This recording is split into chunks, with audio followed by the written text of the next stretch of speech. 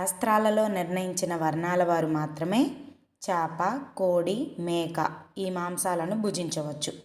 కానీ పూర్వభాద్ర, మూల, పూర్వాషాఢ, ఉత్తరాభాద్ర, ఉత్తరాషాఢ, శివరాత్రి, గ్రహణాల సమయంలో, ముందు వెనుక, సంక్రమణ సమయాల్లో కూడా మాంసాహారం భుజించకూడదు.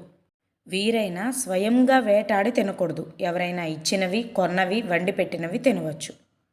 అవి దోషరహితమని శాస్త్రాలు కూడా పేర్కొంటున్నాయి.